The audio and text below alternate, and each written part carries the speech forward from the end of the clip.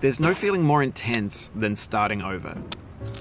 If you deleted your homework the day before it was due, as I have, or if you left your wallet at home and you have to go back after spending an hour in the commute. If you won some money at the casino and then put all your winnings on red but it came up black.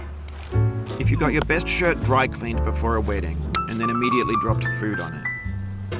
If you won an argument with a friend and then later discovered that they just returned to their original view. Starting over is harder than starting up. If you're not ready for that, like if you've already had a bad day, then what you're about to go through might be too much. Feel free to go away and come back. I'll be here. Alright, thanks for coming with me on this trip. I'll understand if you have to take a break at any point. Just find a safe place to stop and quit the game. Don't worry, I'll save your progress, always, even your mistakes. This game is a homage to a free game that came out in 2002, titled Sexy Hiking. The author of that game was Jazuo, a mysterious Czech designer who was known at the time as the father of B games. And B games are rough assemblages of found objects. Designers slap them together very quickly and freely, and they're often too rough and unfriendly to gain much of a following. They're built more for the joy of building them than as polished products. In a certain way, Sexy Hiking is the perfect embodiment of a B game.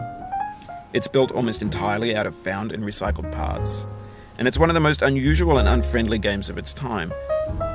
In it, your task is simply to drag yourself up a mountain with a hammer. And that act of climbing, in the digital world or in real life, has certain essential properties that give the game its flavor. No amount of forward progress is guaranteed. Some cliffs are too sheer or too slippery. And the player is constantly, unremittingly in danger of falling and losing everything. Anyway, when you start Sexy Hiking, you're standing next to this dead tree that blocks the way to the entire rest of the game. It might take you an hour to get over that tree, and a lot of people never got past it. You prod and you poke at it, exploring the limits of your reach and your strength, trying to find a way up and over. And there's a sense of truth in that lack of compromise. Most obstacles in video game worlds are fake.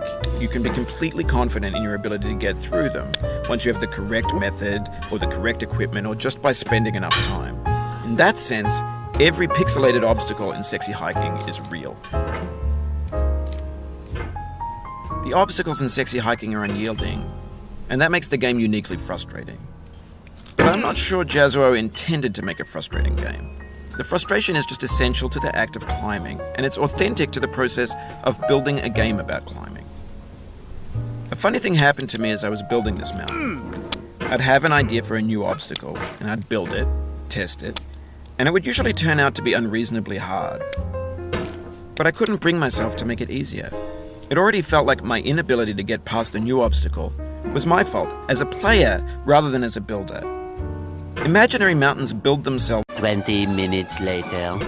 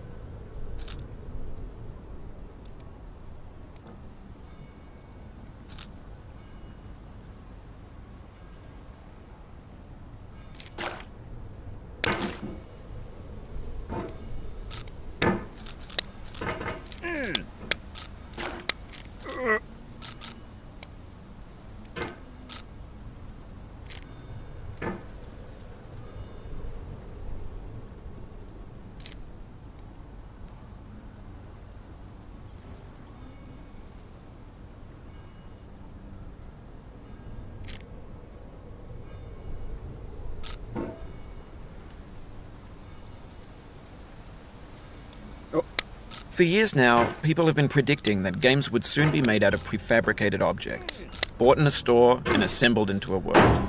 And for the most part, that hasn't happened, because the objects in the stores are trash. I don't mean they look bad or that they're badly made, although a lot of them are. I mean they're trash in the way that food becomes trash as soon as you put it in the sink. Things are made to be consumed and used in a certain context, and once the moment is gone, they transform into garbage. A few minutes later. In the gut.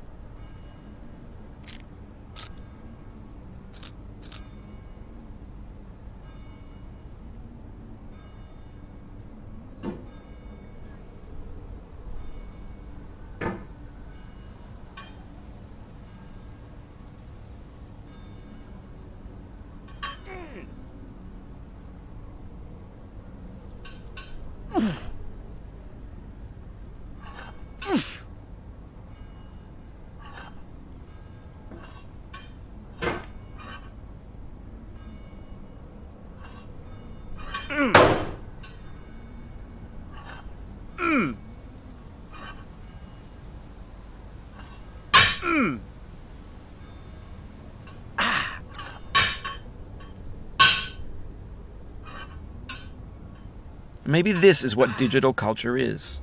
A monstrous mountain of trash, the ash heap of creativity's fountain. A landfill with everything we ever thought of in it. Grand, infinite, and unsorted.